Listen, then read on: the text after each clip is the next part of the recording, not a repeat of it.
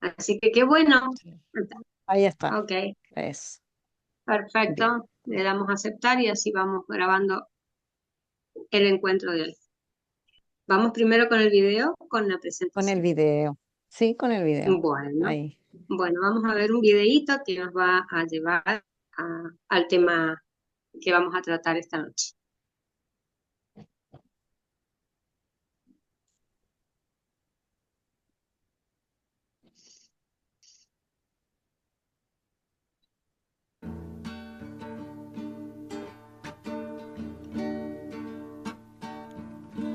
El pueblo de Dios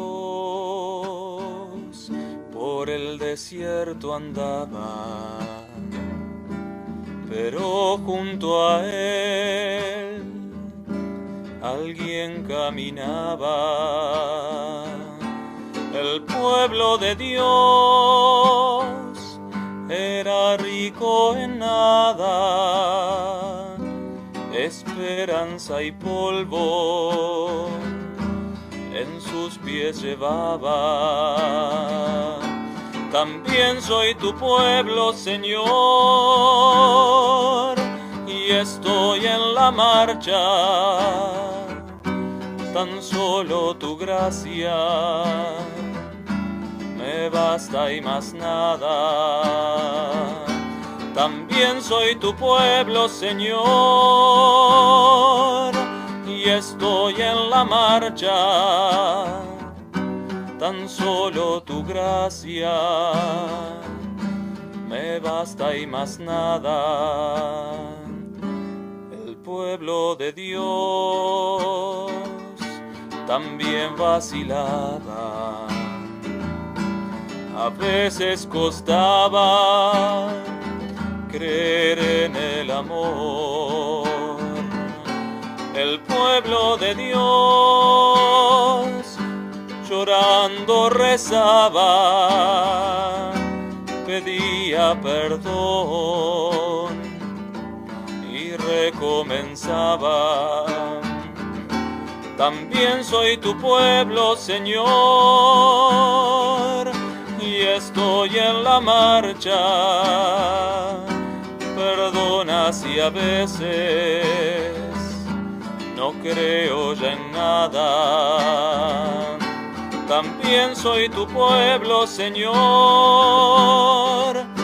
y estoy en la marcha. Perdona si a veces no creo ya en nada. El pueblo de Dios también tuvo hambre y tú le mandaste el pan desde el cielo. El pueblo de Dios cantando dio gracias, probó de tu amor, amor que no pasa. También soy tu pueblo, Señor, y estoy en la marcha. Tú eres mi alimento en cada jornada. También soy tu pueblo, Señor, y estoy en la marcha. Tú eres mi alimento en cada jornada. El pueblo de Dios.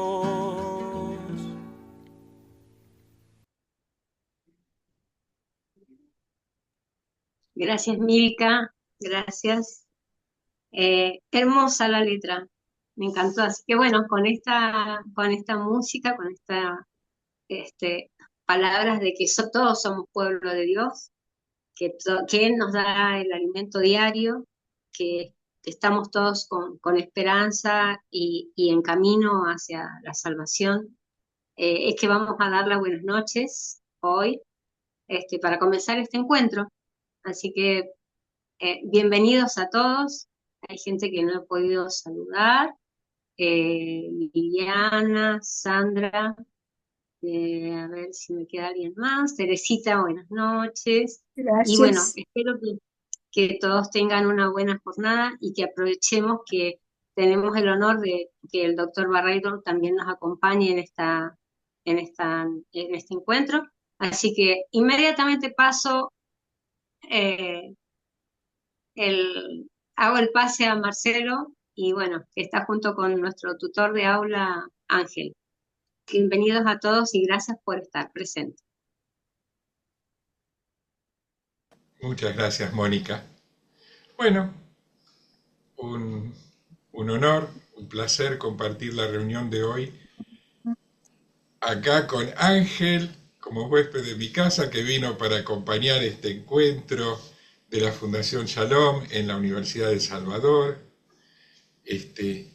y con el profesor Pedro Barreiro. Pregunto a los participantes, a los alumnos, ¿tuvieron ocasión de ver el video de la charla que ofreció el profesor Barreiro el martes? ¿Qué les pareció? Quiero comentarios, preguntas, que además los escuchará Pedro Barreiro, porque eventualmente podemos aprovechar la oportunidad de tenerlo acá para pedirle que aclare algún punto que no entendimos, o hacerle algún comentario o una pregunta adicional. Pregunto, ¿les quedó alguna inquietud?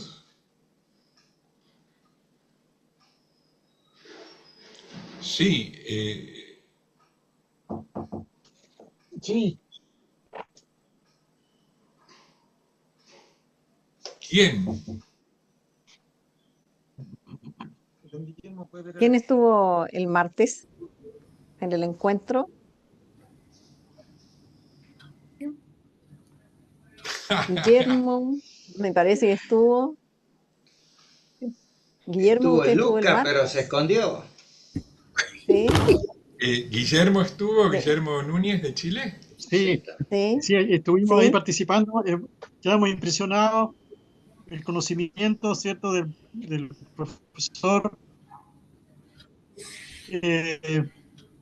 Comentar quizás el hecho de que la arqueología, digamos, tiene su camino, su avance, su velocidad, y en algunos casos, como pasa con el cristianismo, ¿cierto?, con la ciudad de Cafarnaún. Por siglos se comentó como que era solamente un ejercicio así intelectual de su existencia, pero que no había existido. Bueno, ahora, digamos, un par de décadas atrás, sí se encontraron vestigios y han surgido datos que confirman eso, digamos. Y así ha ido ocurriendo en varios sitios del mundo, digamos. Entonces, habría que darle un poco más de tiempo para poder ir verificando, pero también se mencionó el hecho de que la validación arqueológica es un componente solamente, pero el eje es la fe, es todo el conocimiento que se ha obtenido, digamos, de ese hecho sagrado, ¿no?, con la presencia del Señor ahí. Entonces, eso escuché y eso lo veo muy valioso de lo que comentó el profesor Pedro.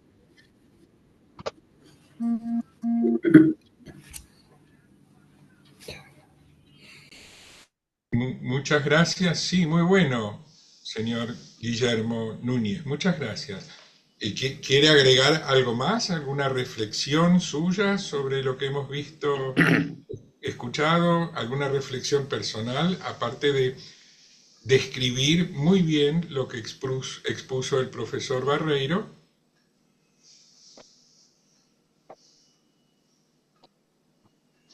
Yo quisiera decir algo. Sí, cómo no. Irene Cambias, de Chile. Sí, Irene, la escuchamos. No pude terminar por razones de emergencia con algunos vecinos de ver el video, pero los voy a terminar de ver porque estoy muy motivada por las cosas que dijo el rabino. Porque hay cosas que son ciertas en mi vida. Algo que él dijo que ha sido muy cierto en mi vida, que Dios me ha sacado a mano fuerte y brazo extendido de mis miserias, pero me dio la libertad. Eso para mí ha sido tan cierto a través de mi vida que agradezco haberlo escuchado de otra parte porque yo pensaba que era idea mía nomás.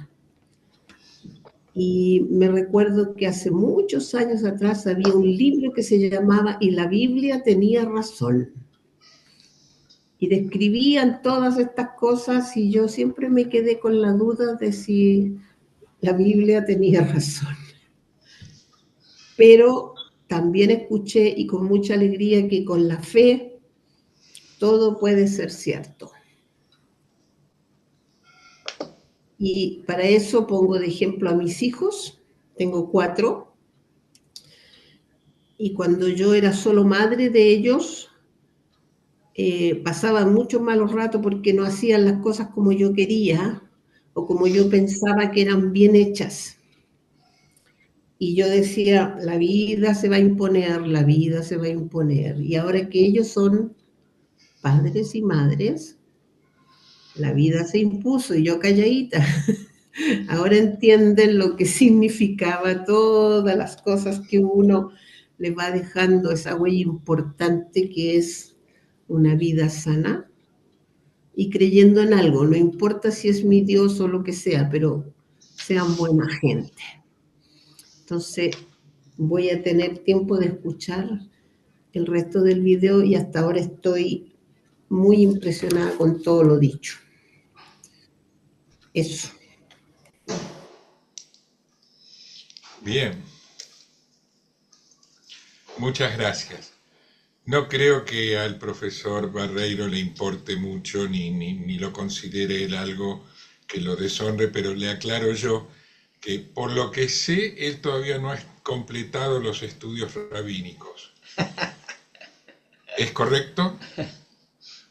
Claro, todavía no. Por ahora simplemente es un profesor de teología protestante, tengo entendido, de una iglesia evangélica o reformada, como se llame, creo que es bautista, ¿verdad? Ok, es parte de mi ignorancia, Marcelo.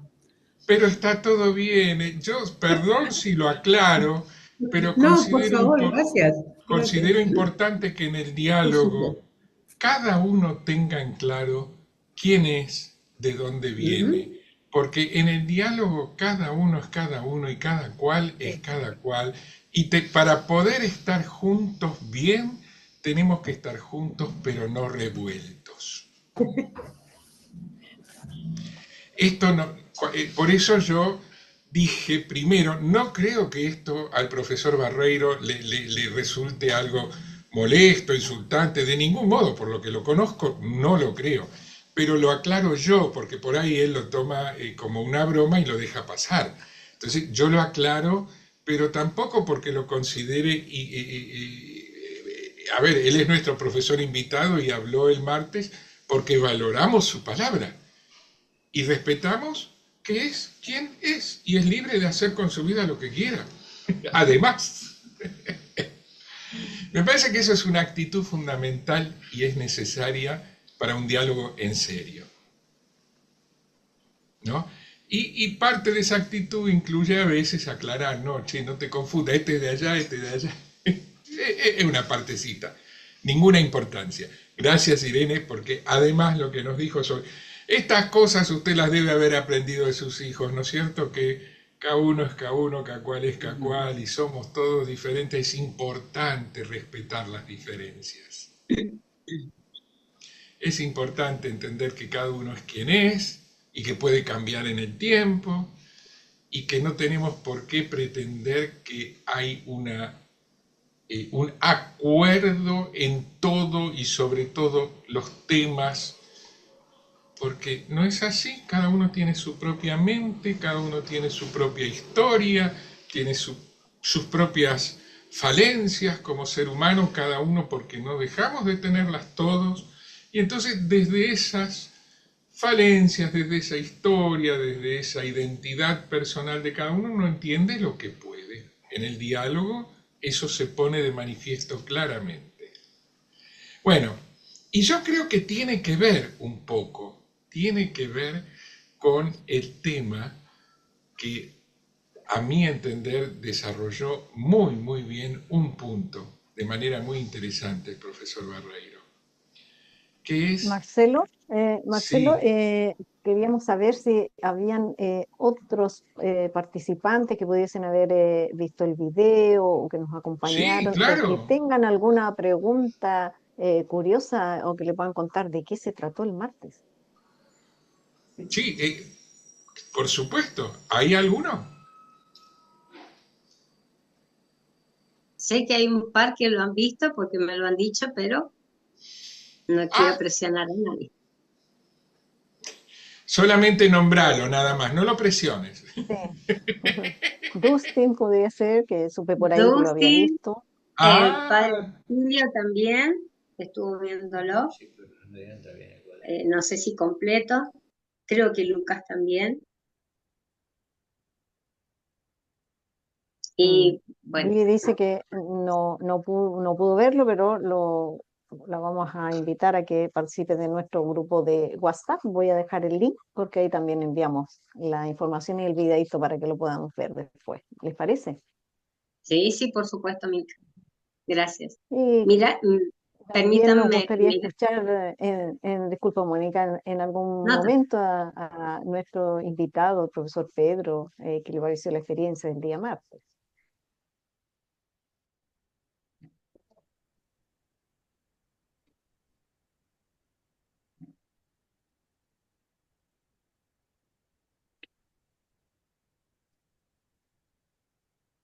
doctor Barreiro.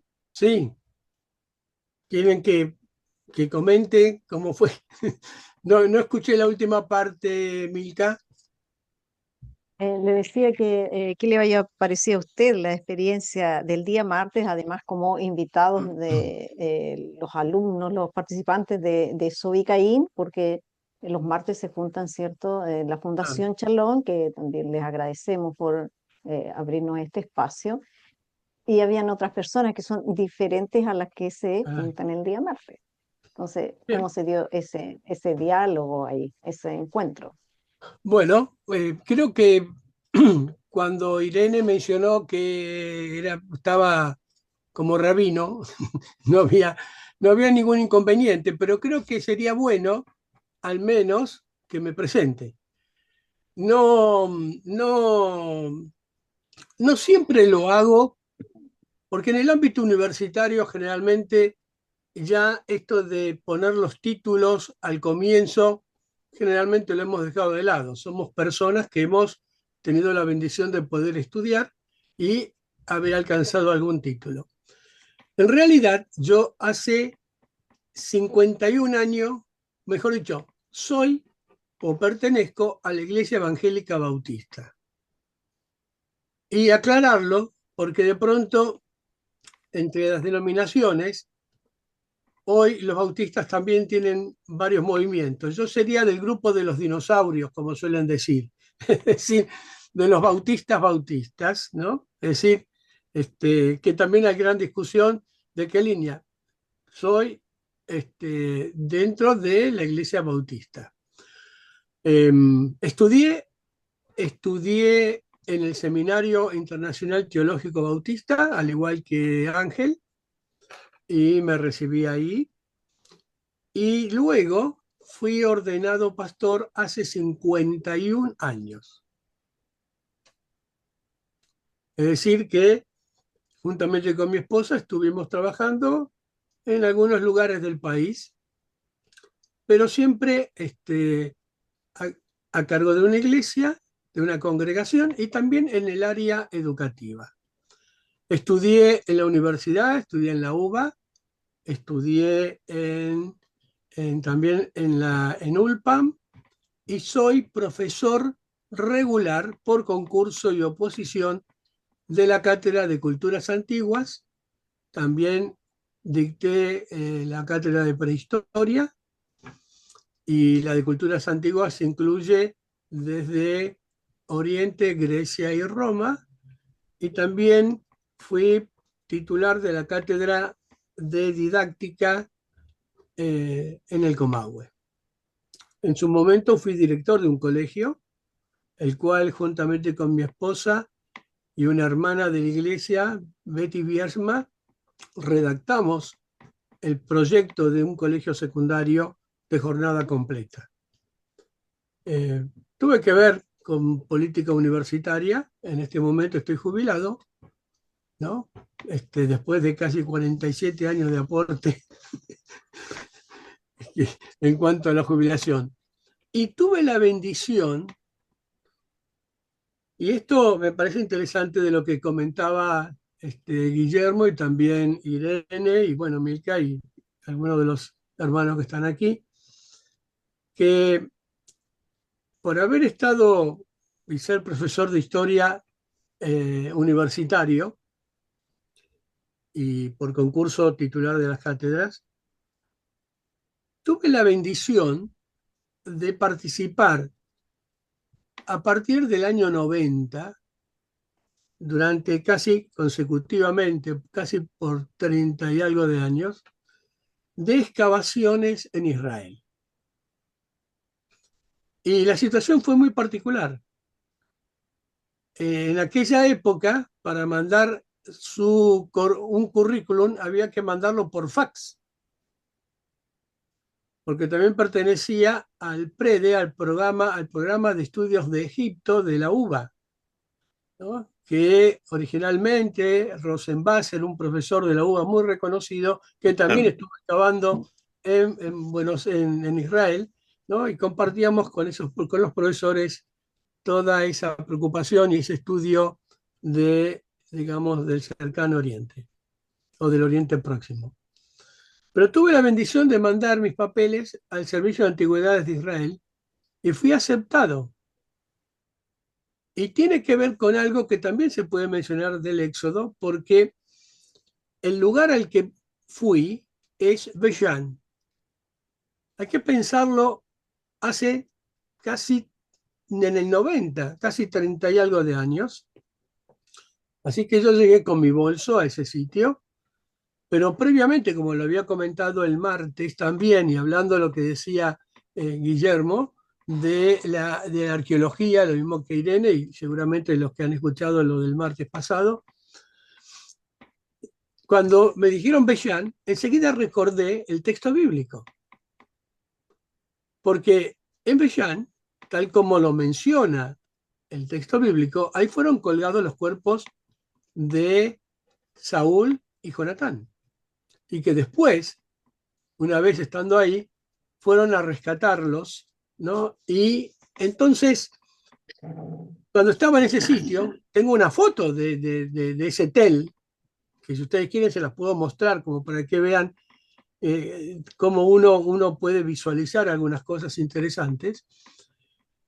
En ese lugar yo iba a decir, yo quiero encontrar las murallas. Bueno, es una gran discusión, porque las murallas no las encontramos. Y eso no quiere decir que no hayan existido, ¿no? Es decir, a veces tenemos que ver los contextos de la excavación como para conocer que a veces mirándolo, observándolo, suelen aparecer en algún momento. Pero era un sitio imponente. Se llama el yacimiento, el Parque Arqueológico de Beyán, que estaba, cuando yo llegué, parte aún de lo que hoy en día se está mostrando, estaba sepultado, estaba tapado. Pero también aprender que cuando descubrieron la primera calzada, todas las columnas de los templos de la ciudad greco-romana, Beyán, que en su momento se llamó Escitópolis, estaban hacia un sitio. Y entender que es muy probable que haya sido destruida por el terremoto que ocurrió en el 700 a.C., porque todas caen hacia un lado. Entonces, la vivencia que tuve es que además tuve la bendición de conocer quien dirigía la excavación, que era Mijail Mazar, hijo de Benjamín Mazar, tío de Eilat Mazar, con quien después también estuve trabajando en diferentes lugares. Así que trabajé en Beyán, trabajé en Tel Rehov, un yacimiento virgen. Nadie lo había tocado. Y comenzamos a excavarlo, dirigidos por Mijael Mazar. Pero también excavé en Hazor, con Bentor, tengo mis fotos con él, hace ahora un tiempito que ha fallecido, y también tuve posibilidad de estar también en la zona de Egipto, y estuve en Mansura, donde Redford estaba trabajando, y Redford es un profesor, un doctor especializado en Ajenatón, Amenofis IV. Es decir, que la bendición es que tuve la posibilidad de tener conocimiento de arqueología, conocimiento de textos, pero fundamentalmente de la palabra de Dios, de la Biblia. Esta es mi Biblia. Esto para mí es palabra de Dios. Por eso yo comencé en algún momento diciendo cómo lo entiendo esto, que es palabra de Dios. Y hay una palabra muy interesante que se llama sincatabasis, que significa que Dios se abajó hacia cada uno de nosotros para hablarnos en nuestro lenguaje, para que lo comprendamos y para que lo conozcamos. En la primera hoja que yo tengo aquí del Éxodo, del texto de la Biblia, aparte de algunas citas, fechas, porque siempre es una complicación el término de las periodizaciones, tengo abajo una frase que escribí: conocemos a Dios a través de lo que Él hizo. Conocemos a Dios a través de lo que Él hizo. Y este éxodo, que podemos conversarlo, como decíamos el martes pasado, y decir, bueno, ¿cómo fue el tema del agua? ¿Cómo fue el tema de las plagas? ¿Cómo fueron estos? Aún dentro del mismo texto, siempre va a estar la dirección y la inspiración de Dios, de Hashem, ¿no? Orientándonos para ir conociéndolo mucho más. Al menos esta es mi parte de mi vida. Es decir, que cuando yo comienzo mis clases en la universidad, y a veces he tenido 500 estudiantes, y comienzo a decir algunas cosas, rápidamente detecto a los creyentes, tanto de una religión a la otra, y los identifico, porque algunas de las cosas que digo es como que quedan con los ojos abiertos, y en el primer recreo se acercan y me preguntan, ¿usted es Pedro Barreiro? Sí. ¿Usted es creyente? Sí, claro. Soy creyente. Pero puedo hablar con toda libertad acerca del texto y de la historia, ¿no? Que enriquece nuestra vida y mostrarle lo que Dios hizo en este sentido. Al menos como para que me conozcan un poco y no se asusten, no soy ningún hereje. Bueno, después vamos a ver qué digo.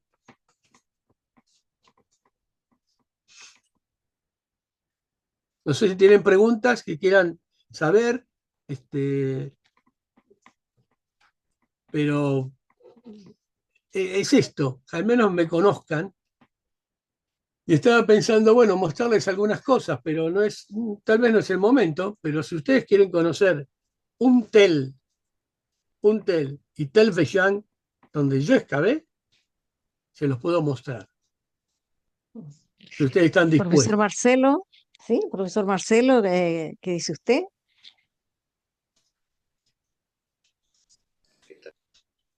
Si me permite Está compartir muteado. pantalla. Sí, Encantado, sí. Sí, sí, cómo no. por favor, el equipo que dé el pase para compartir pantalla del profesor Pedro, por favor.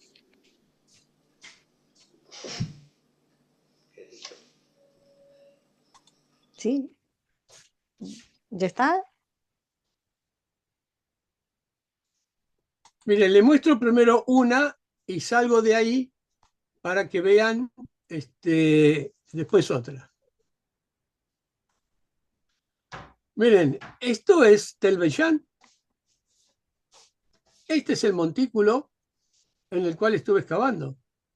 ¿Y por qué le mencionaba el Éxodo? Porque en la parte superior de este montículo hay palacios egipcios del período cuando Egipto dominaba todo este territorio. Aquí en la parte superior.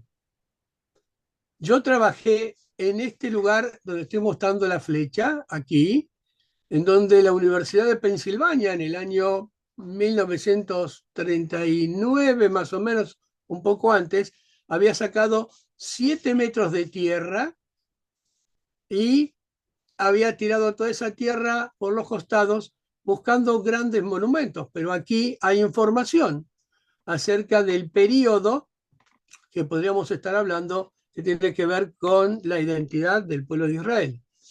Bien, fíjense que todo lo que está aquí abajo es la ciudad greco-romana que se llamó Escitópolis, la ciudad de los escitas, como dice en el texto bíblico, y también Beyán, como se llama en la actualidad. Esto es de casi 1990, ¿no? Hoy en día se ha trabajado mucho más, pero este es un tel. ¿Qué significa tel? Montón de ruinas. Y aquí, cuando uno sigue excavando, lo que va encontrando es elementos que posiblemente vayan confirmando, no porque lo tengan que confirmar, sino porque son vivencias del mundo antiguo. Bien, este es un tel. ¿Eh? Así que, pero una de las cosas interesantes, simplemente graciosas, o al menos para que tengamos un poquito de algo risueño, que encontré también en internet. Miren, esta frase que dice, ustedes los arqueólogos son imposibles. A ver si se convencen de que aquí no hay nada, ¿no? Y fíjense que están excavando en un hueco, y en ese hueco donde están excavando es cierto que no hay nada, pero todo alrededor hay de restos materiales que son indispensables para conocer la historia del momento. Y ustedes recordarán que en el 2012, ¿no? Con el tema de la cultura mesoamericana, iba a darse todo un cataclismo y las cosas se terminaban. Y esto me resultó muy simpático, que lo encontré para mostrárselo, y que dice, solo tuve espacio para hacer este calendario hasta el 2012. Y el otro que lo mira y dice, ja, esto asustará a alguien algún día, ¿no? Y nos asustó a nosotros en el 2012 pensando que se destruían las computadoras, que se acababa el tiempo, que el quinto sol, etcétera, etcétera. Y el otro, que sí es real, porque yo tengo una foto de un resto de una vasija en donde está la huella de una persona que era el alfarero. Pero que han puesto todos los bloques, grandes bloques, dice, es increíble, no se sabe aún cómo hizo este pueblo para desplazar tales bloques de piedra tan inmensas y pasadas. Y fíjense la huella del dactilar del dedo que tenía que podía desplazar ese muro, ¿no? Al menos como para entender lo que es historia, lo que es arqueología y lo que es el texto bíblico. Y la última, las interpretaciones que sabemos hacer cuando encontramos algún resto, ¿no? Y uno que le dice al otro de estos arqueólogos, bueno, ellos obviamente eran casados, ¿no?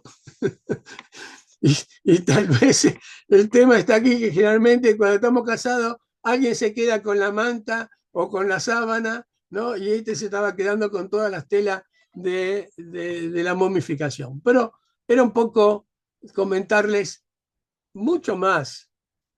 Yo les había traído para entender, miren cuántas cosas discutimos con respecto al Éxodo. ¿Eh? Una ruta probable y rutas alternativas, y estamos preocupados si cruzaron por aquí, si cruzaron por allá, ¿no? Y otros dicen no, porque en el Mar Rojo no, tiene casi 42 metros de profundidad, y decimos no, pero no cruzaron por el Mar Rojo, sino el Mar de las Cañas, y no sabemos dónde está. Y de pronto otros dicen, no, pero tiene que haber sido tal vez por el Golfo de Acaba, pero antes tenía que haber llegado al Sinaí. ¿Cómo hicieron? Bueno, todas estas cuestiones que se siguen discutiendo hoy, y lo que nosotros sabemos es que Yahvé, con mano fuerte y brazo extendido, y reitero, el narrador del Éxodo toma una frase que le pertenecen a los reyes egipcios. Ustedes saben que el término faraón solamente es el bíblico. Los reyes egipcios son reyes. Después otro les da el nombre de Paró o faraón, pero en realidad son reyes. Y son tan reyes que se creían divinos. Es decir, ellos eran divinos. Por lo tanto, hay toda una conjugación de situaciones con los cuales también tuvo que enfrentarse Moisés para llevar esta palabra en donde Dios le decía, los escuché y los libré y los voy a sacar tal como lo prometí. ¿Bien? Y no lo comenté el otro día, pero lo puedo comentar ahora, y ustedes después me dirán, hay un lugar que se llama Beni Hassan, que es una tumba interesante. Se las podría haber mostrado mucho más claro, pero se las quiero mostrar como se ve adentro. Es una pintura en donde en esta lineal, y hay uno que está un poco más resaltado, encontramos personas que están vestidas con vestimentas típicas de los semitas. Es decir, que aquí nosotros tenemos, y ahora les voy a dar el texto, la representación clara de que ellos, los egipcios, conocen a los semitas.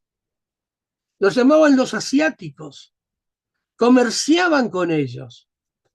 Yo el otro día decía, ingresaban a Egipto, algunos se quedaban a trabajar y después se iban, y otros ingresaban simplemente para después pertenecer o permanecer un tiempo en Egipto.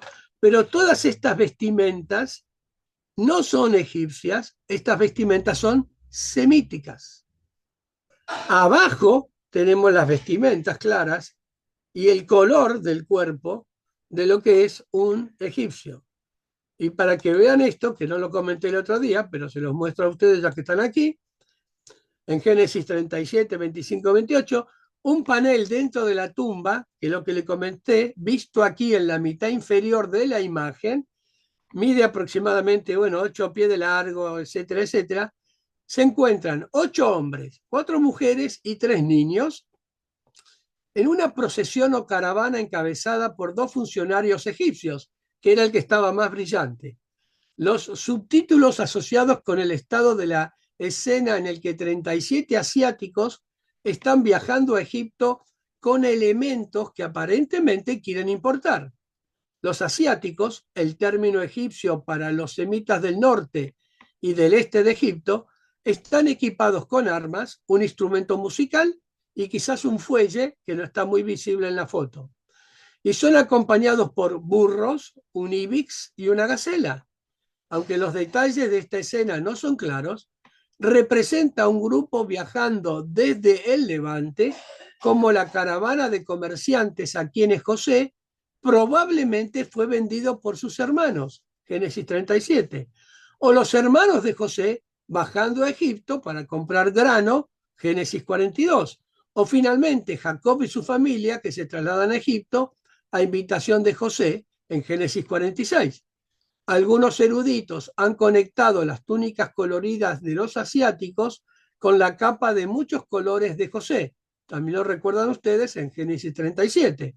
Cómo se traduce en la versión de la Biblia del rey Santiago, pero el significado preciso de la frase hebrea es desconocida y tendríamos que leer 2 Samuel 13, 18. Esto es para comentarles cómo uno puede analizar la situación que comentaba los Javirú, que eran estos semitas que estaban en Canaán. Canaán es semítica, el este y esa zona, y viajaban permanentemente. Iban a Egipto. Por eso ese tema de hambruna, que sí está documentado en algunas representaciones anteriores a que José interpretara los sueños de Faraón, también, ¿no? Está documentado que hubo hambruna. Por eso, los hermanos que habían vendido a José Luego tienen que ir a buscar a Egipto, que es el granero, uno de los graneros del mundo, ¿no? Es decir, también lo va a utilizar Grecia, lo va a utilizar Roma, etcétera, etcétera, a buscar grano para alimentarse. Porque todo ese corredor lo controlaba Egipto.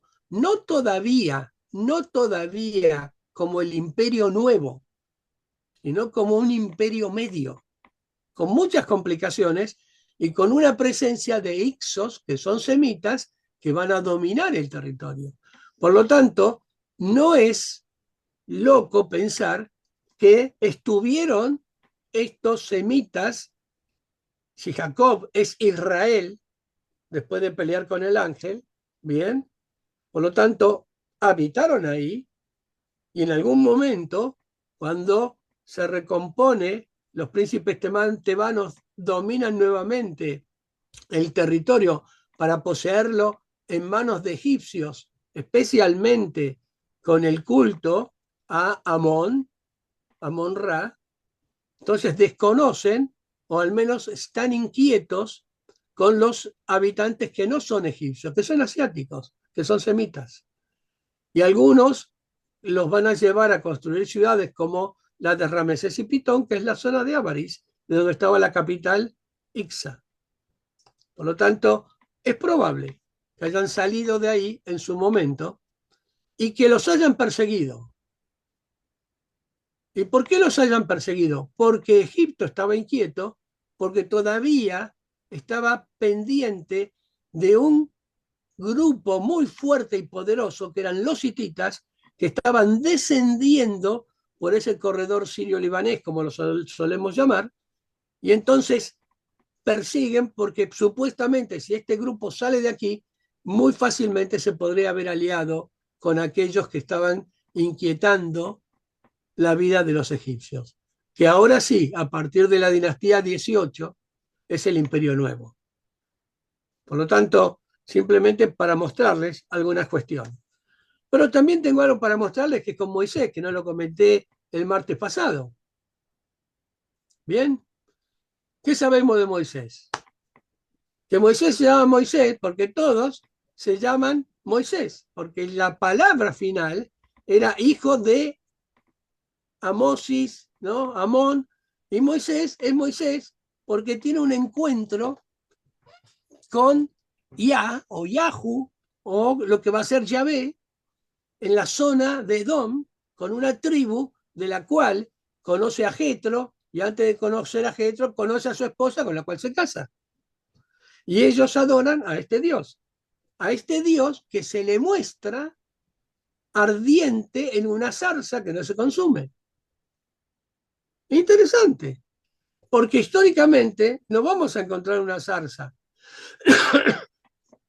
Pero si ustedes van y hacen un viajecito al Sinaí, van a encontrar en el monte Santa Catalina o en el lugar donde estuvo la zarza. ¿Por qué? Porque cuando yo viajé por primera vez a Israel, entendí esto, hermanos.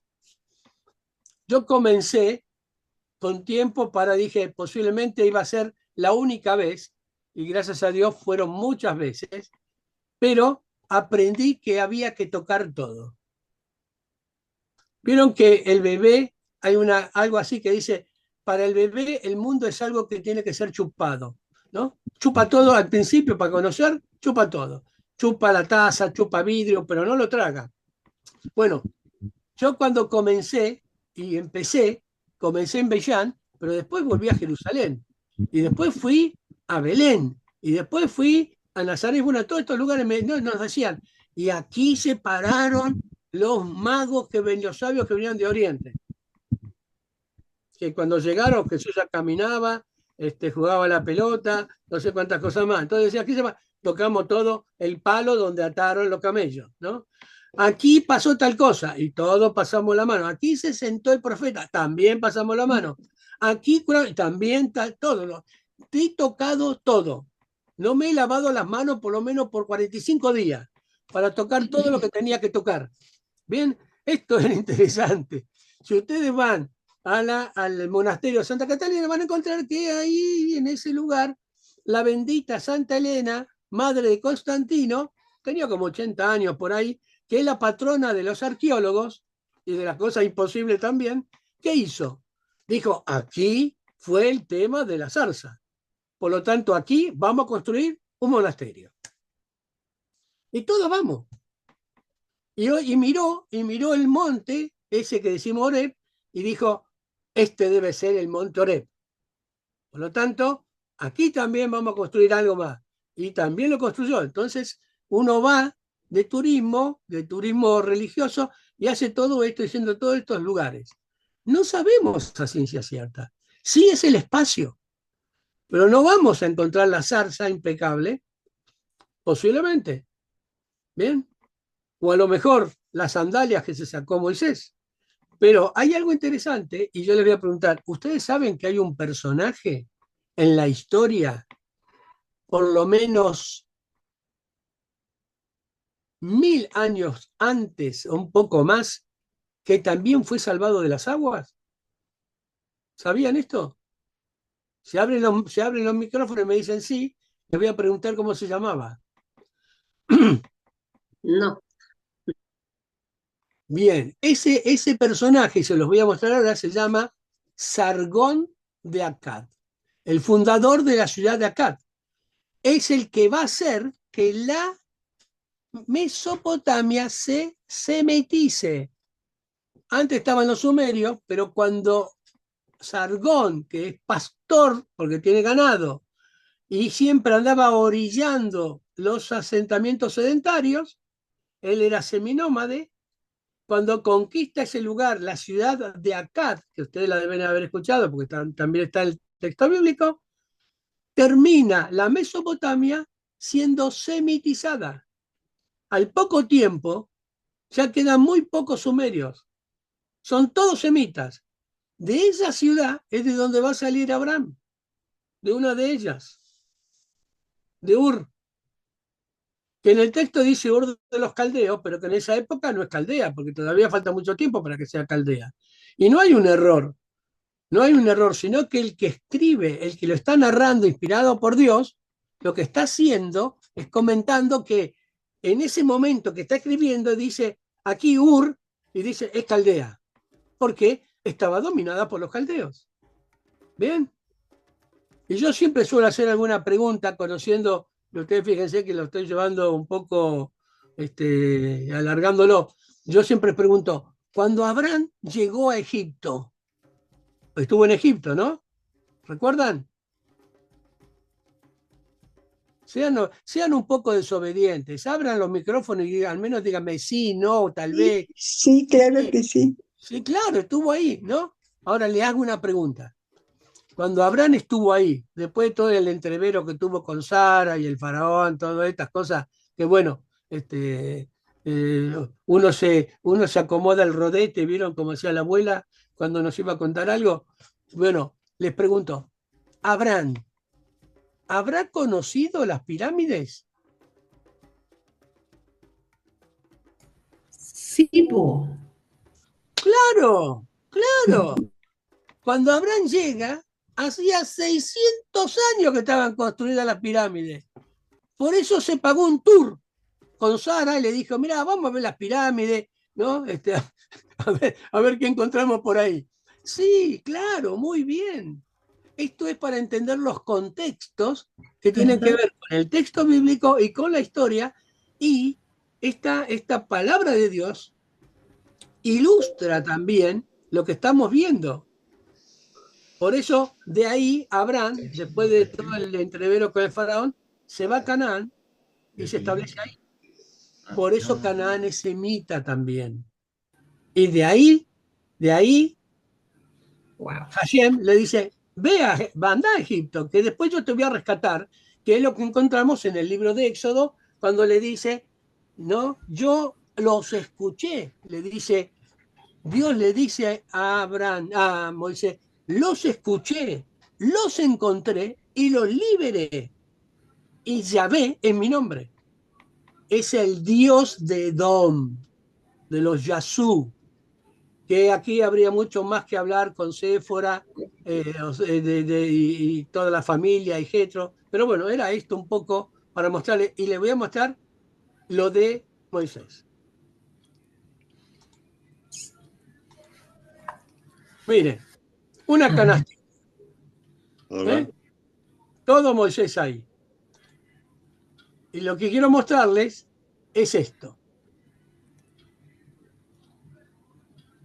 Éxodo 2, 1 al 10. Se los leo y le leo el texto de Sargón. El primero es el de Sargón, ¿no?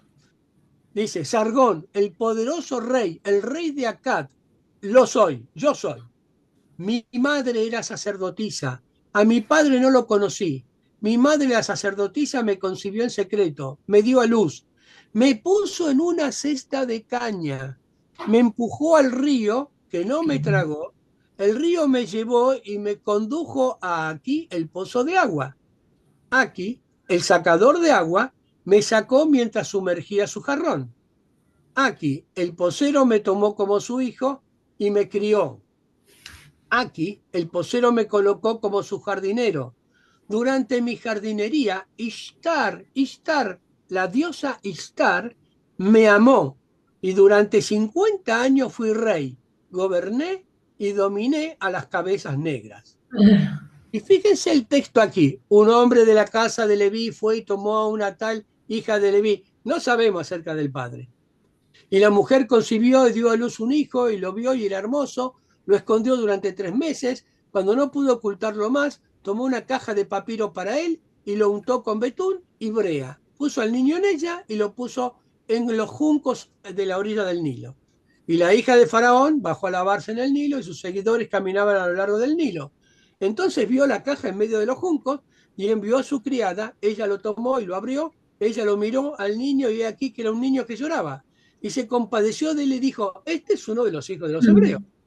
Se convirtió para ella en un hijo y lo llamó por su nombre y le dio el nombre de Moisés. Y dijo, lo saqué de las aguas. Ahora, este Sargón de Akkad reinó en el 2300, no simplemente algún dato. Su origen se cuenta en una leyenda, en textos de la época neo-asiria y neo-babilónica, y la leyenda cuenta lo que habíamos leído. Miren, la pregunta es, ¿el autor bíblico puede haber utilizado esta historia para mostrar que Moisés es una figura tan importante Espérate. como el Ay, fundador de las dinastías mesopotámicas? ¿Puede ser una forma de competir con la historia real de Sargón? Sargón fue un gran conquistador. Moisés, en cambio, conducirá a su pueblo a la tierra prometida. Además, esta imagen real de Moisés se refleja en su testamento en Deuteronomio del 1 al 30. Deuteronomio adopta la estructura y el vocabulario de los tratados de vasallaje asirios, por los que el rey soberano exigía fidelidad absoluta a sus vasallos. En Deuteronomio es Moisés quien ocupa esta posición, instando a Israel a servir solo a Dios. Al igual que Sargón, Moisés es de sangre sacerdotal, señal que intercederá por su pueblo, señal de que Dios lo ha enviado por su intermedio. Bueno, parte de esto lo escribió Emanuel Pastore, que ustedes lo pueden encontrar en internet. Miren, yo no sé si yo tengo que hablar, pero yo le estoy planteando esto, ustedes me dicen cuándo me tengo que callar. Pero esto es lo que les quería mostrar. Hay un Muchas antecedente. gracias. No es que el texto Muchas bíblico, gracias, Pedro. no es que el texto bíblico copió. No, hay una narración que es muy probable que sea así. Porque el faraón dijo, hay que tirar todos los niños al río. Y Jocabet, la madre de Moisés, ¿qué hizo? Obedeció. Lo tiró al río. Obedeció. Lo tiró al Y lo río. tiró al río, pero no lo tiró como quería Faraón, sino que lo tiró en una canastita, que la preparó y la mandó a Miriam a que vea dónde va el niño. Por lo tanto, fíjense cómo el narrador inspirado por Dios, y Dios no coarta la personalidad del que escribe, permite que de alguna manera nos ilustre con esto, confiando en su inspiración. Y nos habla de una manera que podamos disfrutar de lo que Él es y lo que Él hizo, lo que hace y lo que hará con cada uno de nosotros. Es interesante. En este sentido, lo que estamos recibiendo. Esto de decir, no, se copió, etcétera, etcétera, no, no fue así, sino que me pregunto, Bueno, Jocabet, sí, ¿habrá, hola, Jocabet, ¿habrá conocido la historia de Sargón? Sí, bueno, hola, Pedro, don sí, Pedro. sí. Bueno, perdona que corto así porque no veo la manito y dónde se hace, pero No, por eh, favor. inter- es muy interesante este asunto porque, bueno, cuando nosotros estudiamos, que yo hice teología normal, soy cura viejo ya, Ujú. y evidentemente se avanza en la ciencia, ¿no? Y también de conocimiento, pero es interesante, y por ejemplo, de Abraham, ¿no? Toda Sí, esa historia de proveniencia, ¿no? Porque uno por ahí cuando estudió dijo, no se sabía de dónde venía, no sé si me entiende. O sí, sea, sí. de Ur de los caldeos, si vaya a saber dónde estaban los caldeos, tiene que conocer todo. Se ve que usted conoce todos los grupos étnicos orientales, lo tiene bien en mente, se ve enseguida, porque a mí casi me bochan en historia en el secundario porque no sabía quién eran los hititas, ¿me entiendes? Casi me matan Opa, los profesores. bueno. Ahora me doy cuenta que era un grupo importante, ¿no? Sí, Después, leyendo. Pero como fuimos superficiales en muchas cosas, sobre todo esa ciencia oriental, la parte de Abraham y la parte de Moisés. claro. Ahora, que la pregunta, ¿quién es posible saberlo, no? ¿Quién en cierto momento conectó todo eso y escribió, que es lo que tenemos ahora? Pero eso no sé si yo creo que es difícil saberlo, ¿no? Porque o fue todo un grupo o fue que de a poquito fueron cosiendo y reuniendo todos los pedazos y salió afuera un poco la historia del Antiguo Testamento, varios. Eso ya lo vimos que en una encuentro anterior con respecto al Génesis, ¿se acuerda? La Claro. creación. Bueno, la creación no era solamente, no está solamente el Génesis nuestro, la creación seguramente existía la forma en otros pueblos, en otras tradiciones, culturas, no sé. No Sí, eran sí. bárbaros, como decimos nosotros, que no sabían nada, no entendían nada. Eso es lo que quiero decir, despejar un poco esa visión, ¿no? Gracias. No, Atilio, genial. Y para que no te sientas mal, porque debemos tal vez tener la la misma idea en cuanto, o edad en cuanto al tema de la historia. Eh, Sí. para sorprenderte, yo me llevé historia en primer año. Mm. Y me la Ah, sí, llevé no porque no estudiaba, sino porque no encontré la carpeta que me pedía un profesor que escribió un libro que era el libro de Astolfi.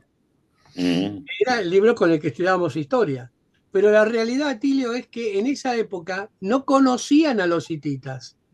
El pueblo hitita mm, estuvo por mucho tiempo bastante oculto. Lo único que sabíamos es que Abraham había comprado una sepultura para Sara a un hitita.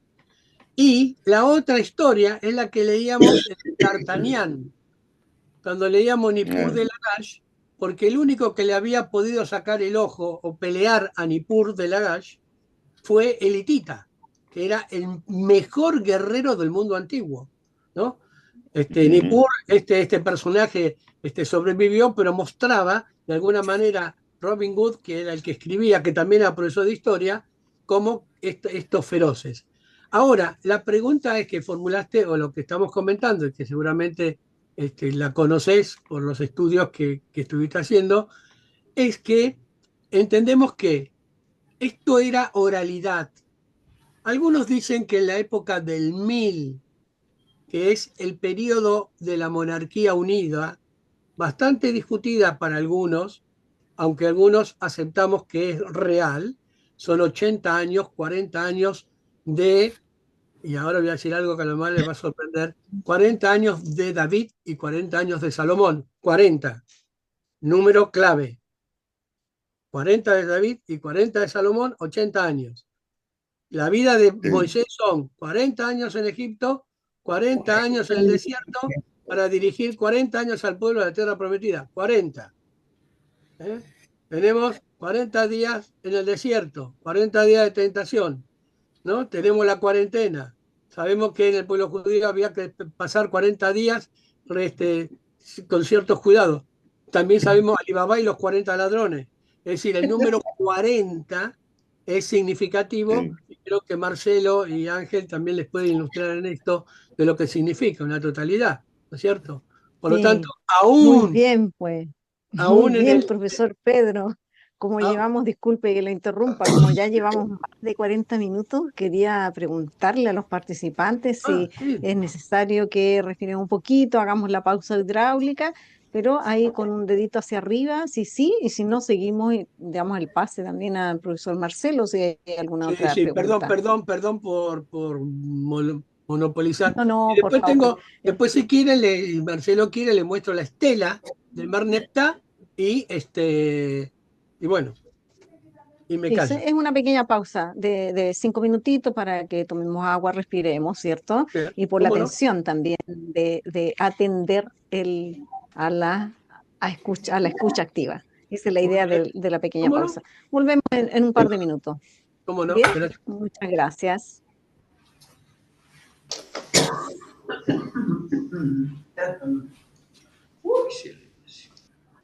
Histórico, verídico. Histórico, verídico, digamos, que evidentemente que Egipto existió, etcétera. Pero hay muchos elementos, por ejemplo, lo de Moisés, todo eso de las aguas, capaz que sí, capaz que no.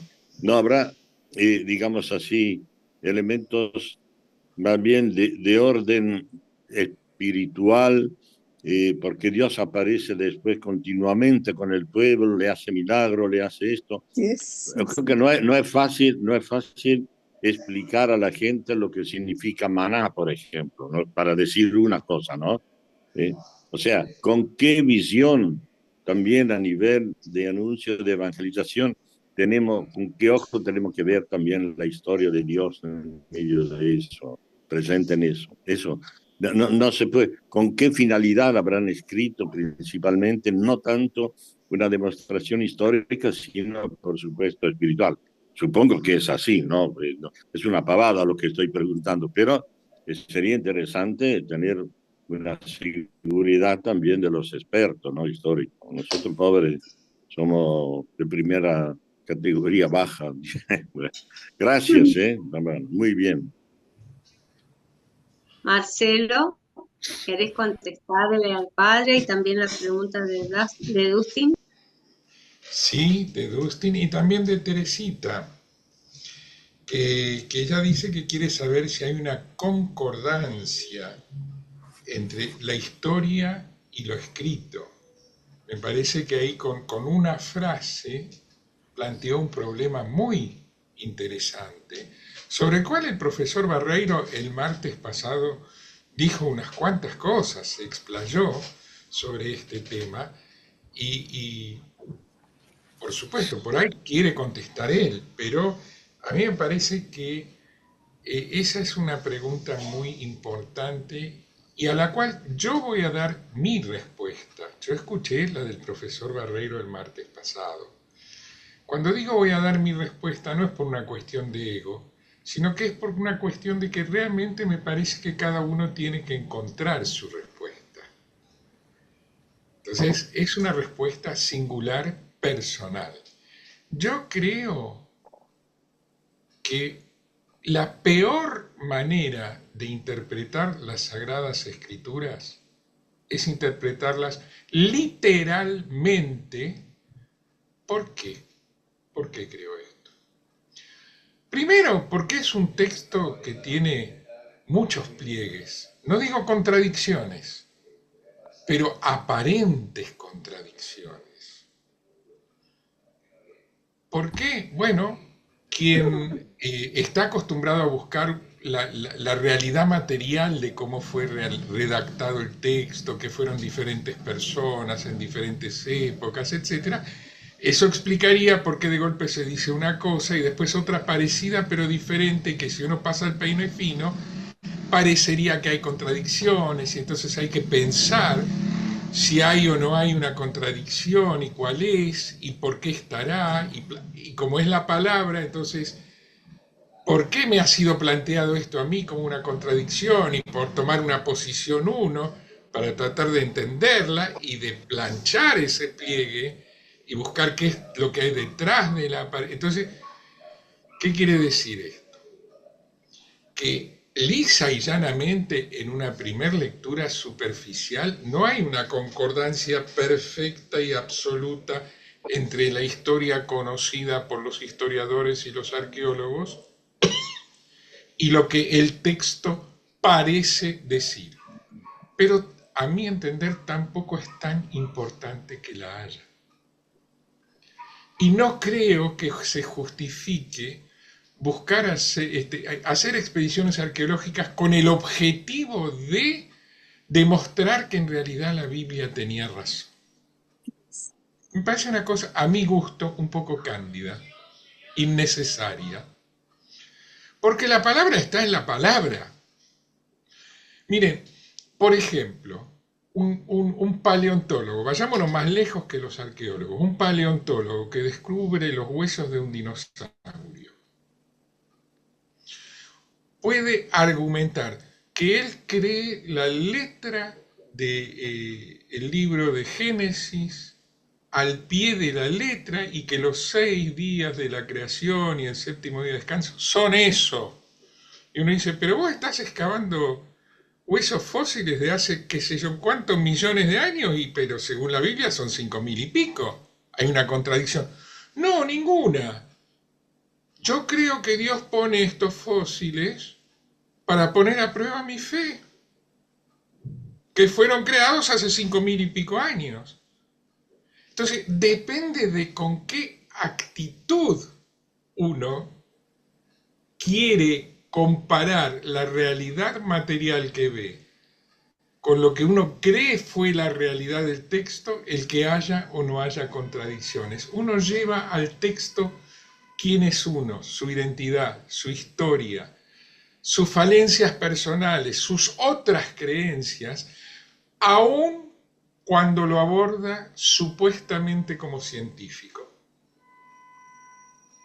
Entonces, creo yo que la realidad material de los hechos se dio así como aparentemente lo describe el texto de Tanaj. No, honestamente no. Y mucho no me importa, porque la palabra no pasa por la anécdota del hecho puntual. Como muy bien dijo el profesor Pedro Barreiro el martes, la ausencia de evidencia no es evidencia de ausencia, es un razonamiento científico básico. Y como nunca voy a poder encontrar la corroboración arqueológica de todo lo que dice la Biblia, porque una zarza dejó, está bien, no ardió, pero después de 3.000 años no va a quedar, probablemente, digo yo, por ahí queda, pero difícil que la encontremos y que sepamos que era esa. ¿No es cierto? Entonces hay cosas que es incomprobable. Por ejemplo, Dustin planteó una pregunta antes respecto a si eran los rebeldes que se fueron, si el éxodo se dio en muchos. La evidencia parece indicar por los textos que sí, que se dieron varios éxodos. No solo eso, hasta podría pensarse que lo que encontró en Beit Shean Pedro Barreiro con todos los arqueólogos que trabajaron antes de él y que siguieron trabajando y todavía están,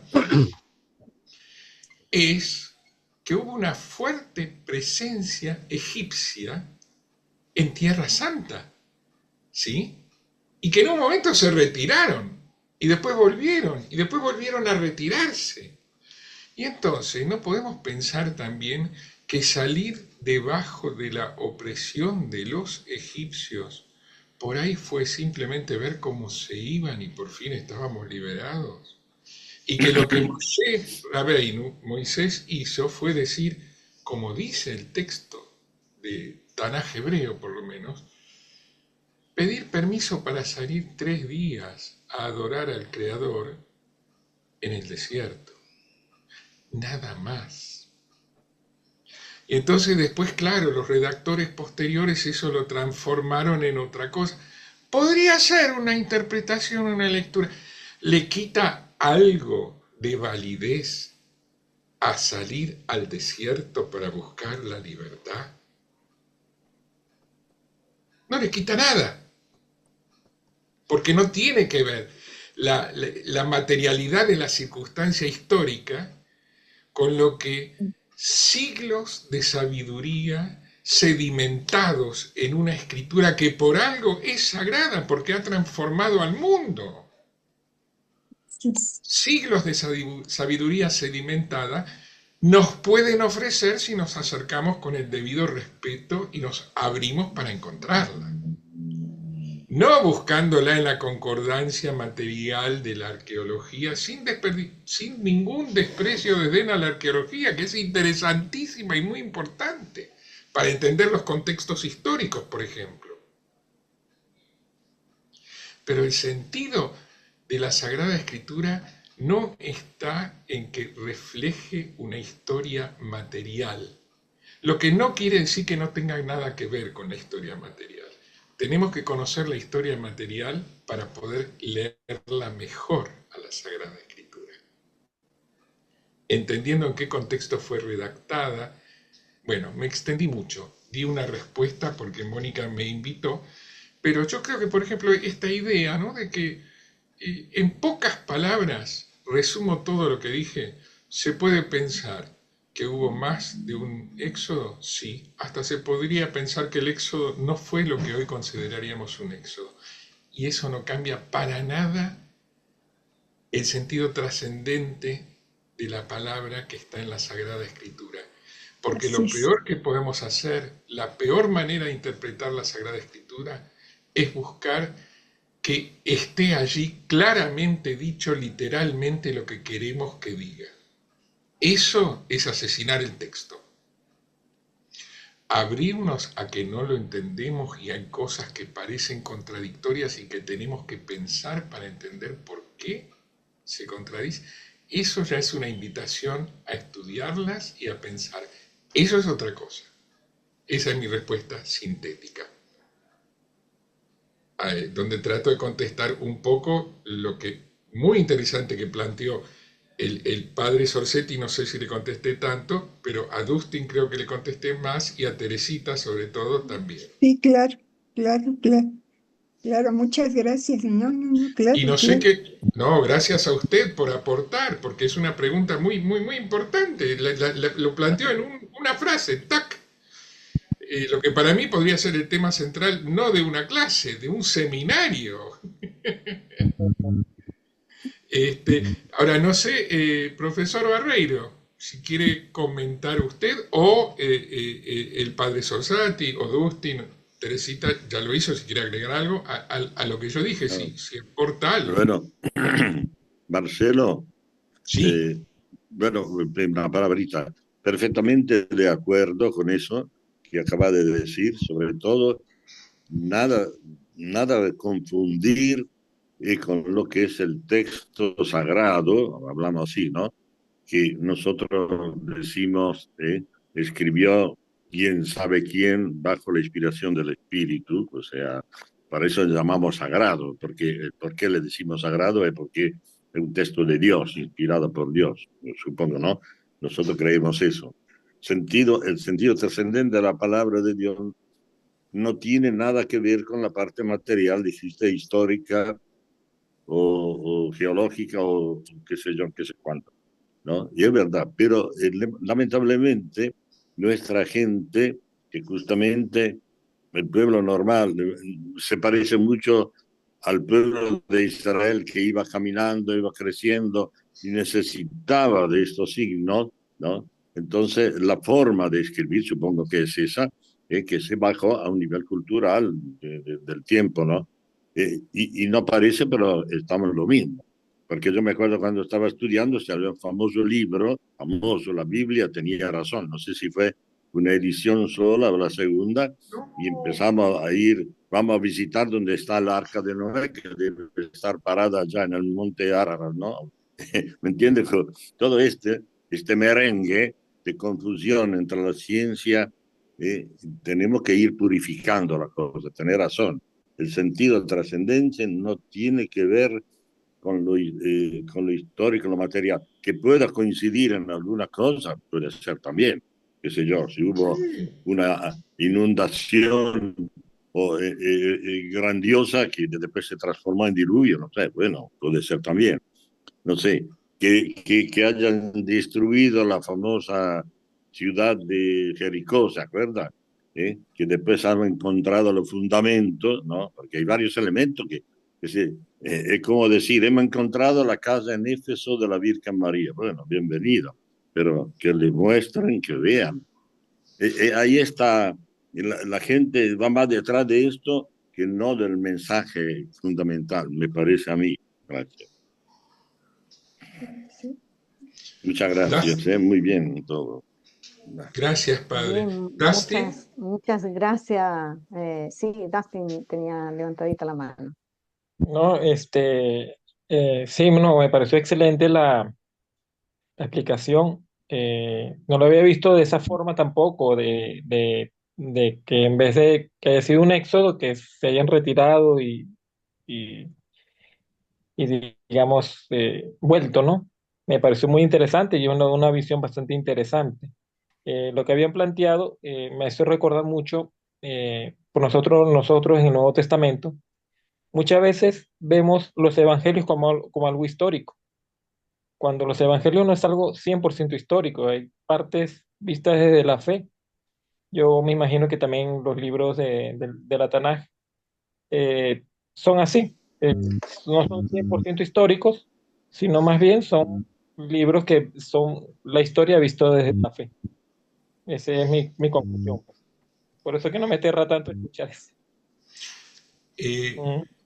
quiero agregar una vuelta de tuerca adicional a lo que dije, que es que en el caso particular del pueblo judío, el Tanaj, como Sagrada Escritura, también contiene el núcleo de la identidad judía como una especie de historia, pero no es la historia de los historiadores. Yo creo que cuando un judío dice, si lo dice el Tanaj, es así y punto, metió la pata. Porque es la historia de cómo nos fuimos constituyendo como pueblo, pero es una historia no escrita por historiadores profesionales que aportan los documentos para avalar lo que afirman, sino que es un libro que fue escrito a lo largo de muchos siglos por muchos autores diferentes que cada uno cuenta las cosas desde su punto de vista. Y entonces lo que hay en la redacción del Tanaj es una polifonía de puntos de vista, es como una orquesta, donde se cuenta un aspecto de la historia visto desde acá, otro aspecto de la historia en otro momento visto desde acá, y capaz que después otra persona engancha estos dos y hace que parezca que son un solo texto. Entonces hay todo un trabajo de arqueología del texto que hay que hacer para entender en qué sentido describe la historia material del pueblo judío. Pero los judíos esa tarea la tenemos como impuesta porque es lo más parecido que tenemos a un libro de historia en un pueblo de una historia milenaria. Así que no es que todo sea la palabra nada más, lo único que importa. Entiendo que para un cristiano sí. Y para un judío probablemente mucho también. Pero además hay algo de la historia de nuestra constitución como pueblo que es como si fuera un libro de historia. Y esa parte es importante para la identidad judía. Con o sin el Estado de Israel. Para la identidad judía. Sobre bases de leyenda, de mito, de lo que quieran, pero es una historia, como cualquier pueblo tiene su historia de cómo se originó, una historia que se pasa de padres a hijos por la palabra. Y esa historia los judíos la necesitamos porque hace a nuestra identidad. Así que en ese sentido tiene un valor de historia, pero de nuevo que no necesariamente se condice en todos los detalles con la materialidad de lo que la arqueología pueda u otras disciplinas puedan mostrar que sucedió fácticamente en el pasado. Eso tiene que ver, pero no es exacto. Bueno, quisiera que el profesor Barreiro nos dé una vuelta de tuerca ahora a lo que escuchó que motivaron las cosas que nos enseñó. Bueno, gracias Marcelo por todo lo que estuviste aclarando y comentando. Dustin, el periodo que vos mencionás son los Ixos. Generalmente lo estudiamos en la escuela secundaria. Lo que pasa es que en la escuela secundaria lo estudiamos de una manera y después lo leemos más adelante de otra. Sí eran semitas y eran conocidos de los egipcios. Y ya estaban entre los egipcios. Lo que pasa es que generaron una dinastía de reyes Ixos enfrentándose con los reyes tebanos egipcios. Por lo tanto, esa fue una cuestión política en donde los sacerdotes tebanos de la ciudad de Tebas recuperaron Egipto para los que ellos creían que eran los verdaderos egipcios. Y entonces los Ixos son al menos desplazados. Y es cierto que había salidas, por eso les mencionaba que los Javirú, que solían entrar, salían, los Ixos, que también entraban y salían, y también los de la tribu de los Yazú, que también entraban y salían. Por lo tanto, es muy probable que el desplazamiento era permanente, así como fue Jacob con sus hijos para buscar alimento. ¿Bien? Es decir, que en ese sentido es lo que estaba diciendo Marcelo. Pero hay algo que yo quería reafirmar en cuanto también a lo que dijo Atilio, que me parecía interesante. El mensaje del texto es un mensaje que tiene un propósito, como Marcelo afirmaba. Dios tiene un propósito al escribir esto. Y no andaba Moisés con una tablet por el desierto tomando nota, sino que era todo de padres a hijos. Y recuerden esto que mencionó Atilio. Yo les voy a leer un texto que dice en el capítulo 8 de Deuteronomio, que significa segunda ley, porque no cumplieron el Levítico. Y dice: cuidaré de poner por obra todo mandamiento que yo os ordeno hoy, para que viváis y seáis multiplicados y entréis y poseáis la tierra que Dios prometió con juramento a vuestros padres. Y escuchemos esto, que es palabra de Dios.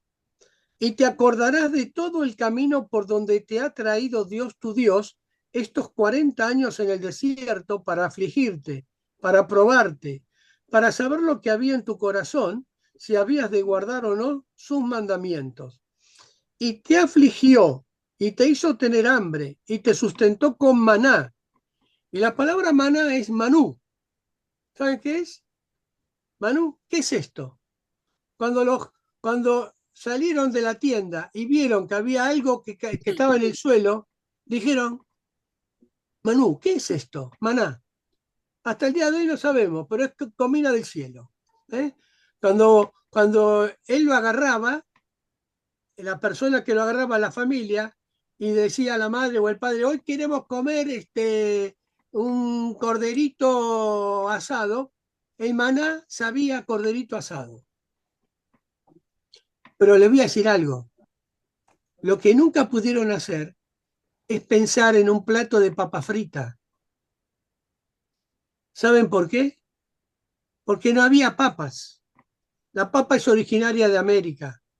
Por lo tanto, no pudieron degustar nunca un buen plato de papa frita o un huevo con papa frita. Del huevo sí, pero de la papa frita no.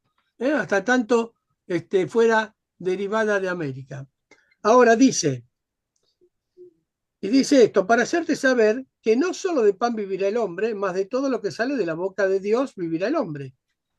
Y dice, los 40 años en el desierto, tu vestido nunca se envejeció sobre ti. Anduvieron 40 años con el mismo vestido. En mi época había un vestidito que le ponían a los niños que se llamaba el globito, que crecía con el nene. Sí, Marcelo. No, una breve, muy sintética nota a pie de página. Sí. Vos señalaste varias veces la importancia de la repetición del número 40. Sí, En hebreo, el número 4 es arba sí, y mucho se dice arbé. sí. Suenan muy parecidos. Decir arbaín quiere decir 40, pero fonológicamente también simplemente quiere decir muchos. Mucho, claro, mucho. Bueno, pero entonces no es lo mismo decir muchos años que decir 40 años. Bien. Pero los que escuchaban el mensaje,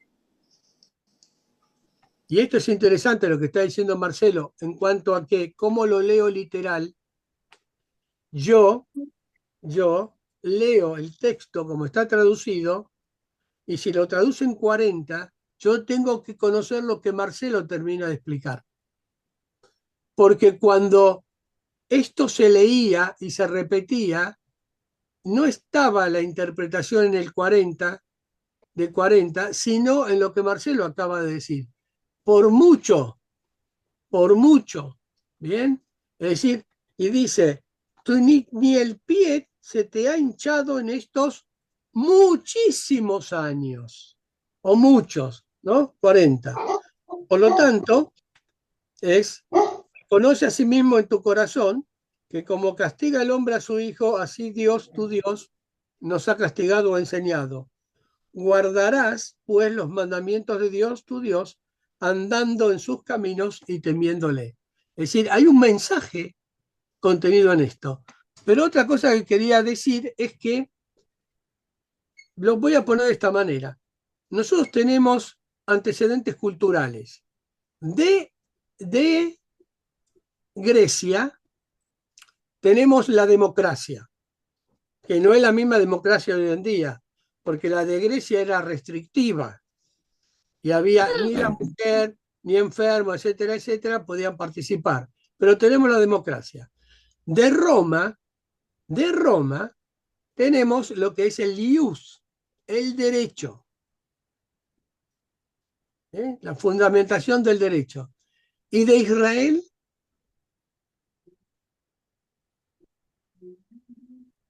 el devenir de la historia. Dios es el Dios de la historia. Y no es el Dios cristiano o el Dios de la Tanaj, es Dios.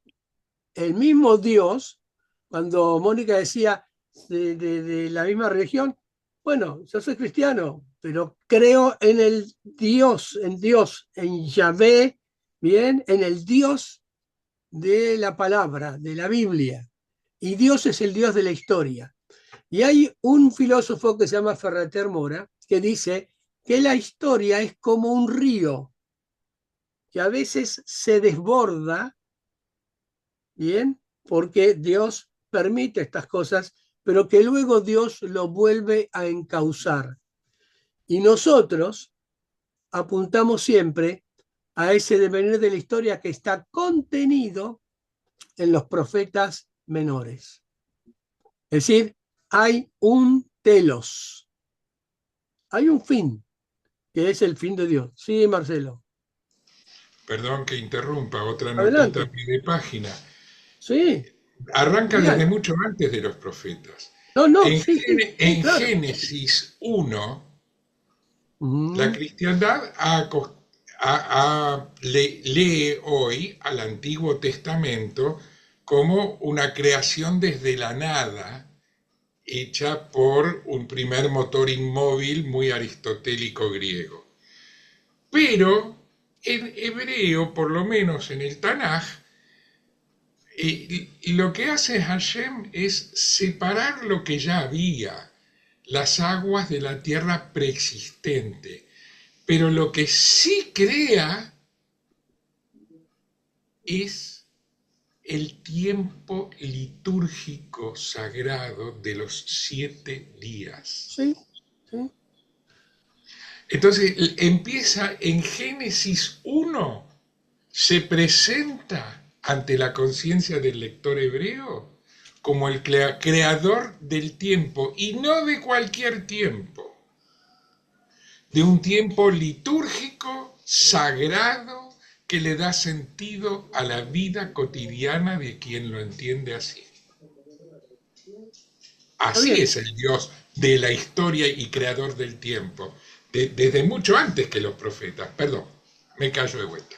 No, cuando yo dije de los profetas, es que cuando leemos los profetas menores, o los profetas, hay un devenir de la historia. Los cristianos, y en esto a veces yo te escucho decir que los cristianos, yo no pondría a los cristianos, porque el pensamiento griego es uno, pero los cristianos leemos la Tanaj, o el Tanaj, y tenemos el mismo concepto del tiempo y de cómo Dios creó las cosas. Ahora, lo cierto es, en la parcela de cómo los está utilizando, ¿no? Porque una cosa es el tiempo fecundo y el otro es el tiempo cronológico. Los que estamos hablando es que nosotros aspiramos y pensamos, tanto judíos como cristianos, en Dios como el Dios de la historia, a lo largo del comienzo hasta el final, que será cuando Él lo disponga en nuestra vida, ¿no? Uno pregunta siempre como cristiano, Dios, ¿venís vos o vamos nosotros? Y generalmente vamos nosotros, ¿no es cierto? Hasta que Él diga. Bien, ahora, ese es el sentido. Yo lo que mencionaba en esta palabra es que también lo que veo es que como Dios inspira al escritor, lo ha inspirado en momentos claves de la historia que el pueblo estaba viviendo. Y estaba viviendo parte de esta situación en Egipto, va a vivir parte de esta situación en el exilio, y tiene que darles a esto que a veces a nosotros nos obnubila por donde estamos viviendo y solemos mirar a otros lados en lugar de mirar a Dios. Él les dio la capacidad y la inspiración para escribir un texto en donde, como dije el otro día, yo creo en el texto y creo en algo que lo tenía también aquí en mi Biblia, que lo había puesto, y dice, Dios hace milagros cuando no hay otra alternativa. Y el resto del tiempo vivimos en el mundo común. Pero nos sorprende de eso. Cada día es un milagro. Y él lo que quería mostrarles es que los llevaba a un lugar. Y tal vez, no sé si salieron y cruzaron con los pies mojados, como dije el otro día, o el agua se cuajó, o lo que fuere, es que los sacó. Y así como suele decir el pueblo judío, salimos de Egipto, nosotros, los creyentes en Dios, sabemos que Dios nos oye, nos escucha, nos libera y tiene un propósito para la vida. Por eso creo que es interesante lo que ustedes están compartiendo desde la fe. A mí no me cambia mi fe. Miren, yo vivo en Neuquén. Neuquén tenemos los dinosaurios a flor de tierra. ¿Bien? Y generalmente, cuando encontramos un trozo de fémur, decimos que asados eran los de antes. ¿Bien? Por una razón. Muy bien, pues. Terrible, ¿no? Ahora, Claro. ahora, vamos a esto. No me preocupa los 75 millones de años o los 5.000. Lo que yo sé, creo, es que Dios es el creador. Y si digo de la nada, hay un tema muy interesante, porque cuando yo pienso en la nada deja de ser la nada. Porque si yo puedo pensar la nada, quiere decir que la nada es algo. Y la nada es la nada. Por lo tanto, es toda una cuestión filosófica, como aquel que decía, Heidegger decía la pregunta por la cosa, ¿no? ¿Qué es lo que hace que una cosa sea una cosa y no sea otra cosa? Y nosotros hablamos y yo les puedo preguntar, ¿cómo andan las cosas de ustedes? Y ustedes van a decirme bien o mal, y yo voy a decir, ah, bueno, ahora, ¿de qué pregunté yo y qué entendieron ustedes? ¿Y de qué cosas Eh, respondieron ustedes para que yo entienda?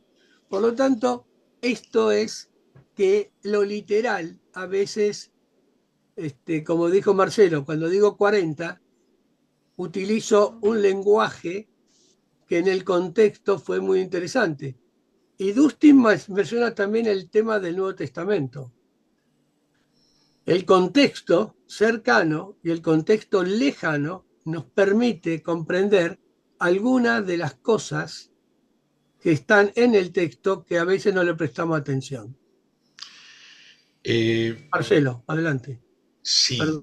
me duele interrumpirte porque está para mí interesantísima esta conversación, pero ya faltan minutitos para que sean 2 horas de reunión y en todo caso podemos continuarla el próximo martes y estás invitado a participar cuando gustes un jueves, pero un poco por consideración, después de 2 horas me siento medio incómodo de interrumpirte, pero me parece que estaría bueno que vayamos Sí, sí. Perdón, despidiéndonos hasta el soy martes. soy muy charlatán, así que disculpen ustedes, después No, vemos. gracias por ser muy charlatán. Está buenísimo. No eres muy Está charlatán, muy es muy bueno. interesante. Sí. Sí, yo creí que mi vida era interesante. Después de lo que dijo. Bien, pues muchas Bueno, gracias por toda esta riqueza. Bueno, recordarles que estamos viendo todos estos temas también sí. desde la cosmovisión judía y hoy hemos tenido, por gracia de Dios, a Pedro y a Marcelo que nos han enriquecido con toda esta exposición. Ujú. Yo me Bueno, llevo también en que hola, el Dios sí, de la historia es el Dios de mi historia, el Dios de mis éxodos que me toma la mano y me dice, ya, Milka, abre los ojos y ya va a pasar eso, Ujú. ya va a pasar esto y vas a ver lo que yo te he prometido para ti. Yo creo en las promesas de mi Señor también, soy católica, para los que no saben, en que Él, cuando vino Jesús, nos dejó, cierto, el Paráclito que me acompañará hasta el fin de los tiempos. Y yo creo en esas bueno, promesas del Señor. Pero no hubiera sido el ahora Nuevo sí, Testamento si no hubiera habido el Antiguo, ¿cierto? bueno, Entonces, esa es la una riqueza palabra, que tenemos Quería acá. hablar Sí, el por padre. favor, adelante, padre Mirta, Artilio, adelante. Sí, sí. sí, una sola palabrita. Creo que lo que estaba diciendo también Marcelo, y el tema nos alargamos mucho, ¿sabes por qué?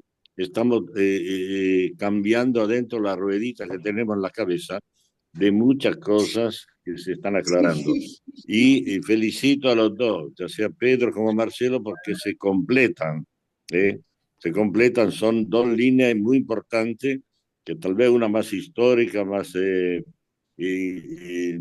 cultural, más amplia, y la otra también tiene la línea del pueblo judío, digamos, ¿no? Es decir, muy interesante. Son dos conceptos interesantes que se completan y no es fácil para nosotros, creo, que de un cierto tiempo, de una cierta cultura, entrar y es interesantísimo, ¿no? Porque profundizar un poco la realidad de nuestra fe, de nuestra historia del pueblo de Dios hasta ahora, ¿no? Prácticamente, también con la línea cristiana, porque eso, por ejemplo, de los 40, yo de niño hice los 40 días de cuaresma, más la cuaresma de antes, Claro. de niño, la cuaresma, ¿no sabes lo que quiere decir? Bueno, Entonces, entró bien los 40 días de un tiempo propicio, favorable, etcétera, etcétera, para prepararse. Bueno, es un detalle, pero interesante.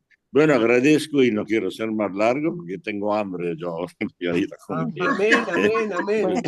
Antes Muchísimas de gracias. despedirnos, si quedó Bueno, alguna pregunta, los invito a hacerlas en el aula virtual. Para los que todavía no tienen la contraseña, nos pueden escribir en el grupo. También les dejamos en el chat de acá del Zoom y en el WhatsApp el link de Mercado Pago para los que puedan hacer algún aporte, es voluntario, y podemos seguir sosteniendo estos encuentros los días Bien. jueves. Así que muchas gracias. Los voy a Muy dejar bien. con una canción. Mónica, le doy el pase también, por favor, al equipo para que nos vamos despidiendo. Bueno,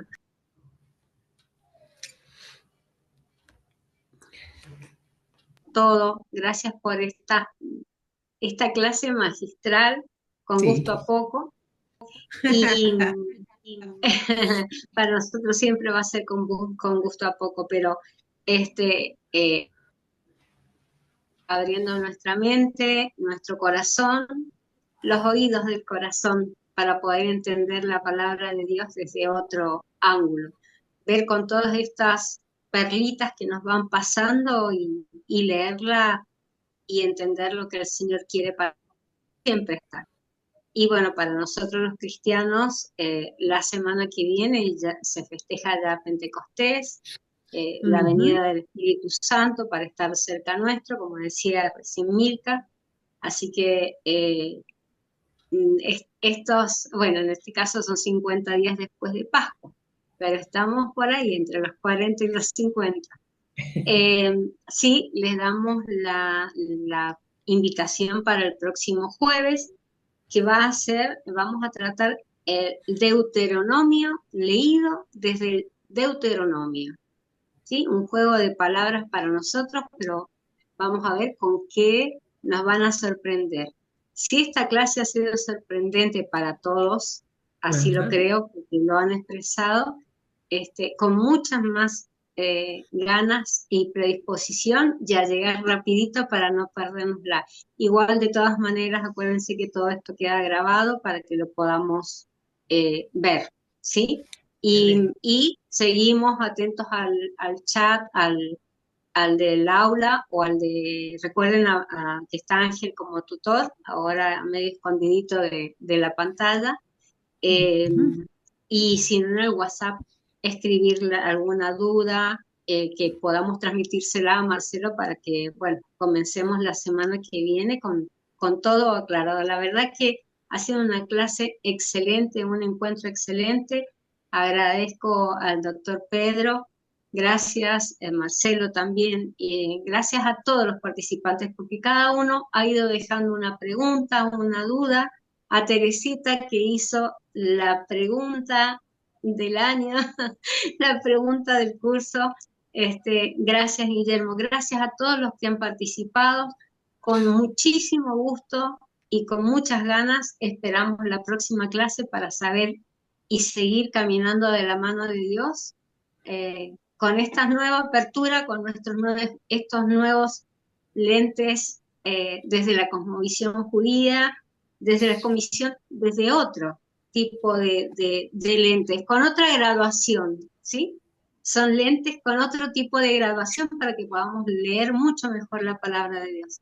Así que bueno, nos estamos viendo y nos vamos a despedir con la canción con la que empezamos, sobre el Éxodo, que es todos somos tu pueblo y todos los esperamos y todos tenemos esperanza y fuego para salir adelante.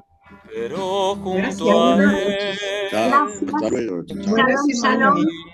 Gracias. caminaba Hasta la semana que viene. Buena semana para el todos. pueblo de Gracias. Dios. Gracias, Gracias, chao. doctor. Shalom. Gracias, doctor. Gracias, mi querido maestro Marcelo. Muchas gracias a todos. Gracias, Teresita, siempre tan dulce. Gracias. Pies llevaba. Gracias a También todos. soy tu pueblo, Señor, y estoy en la marcha. Gracias, Tan Irene. solo tu gracia me me basta y más nada. También soy tu pueblo, Señor, y estoy en la marcha. Tan solo tu gracia me basta y más nada.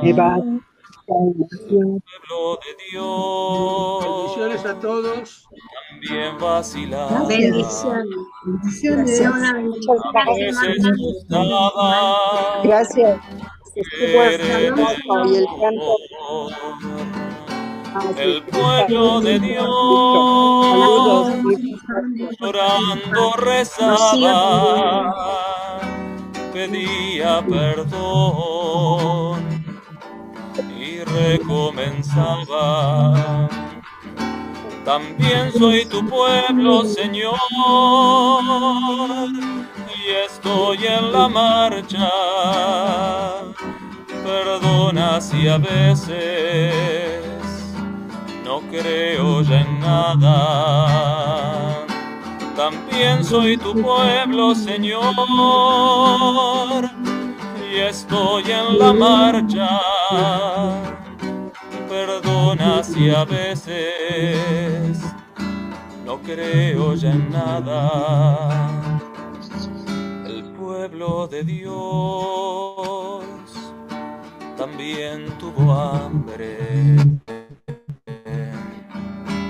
y tú le mandaste el pan desde el cielo. El pueblo de Dios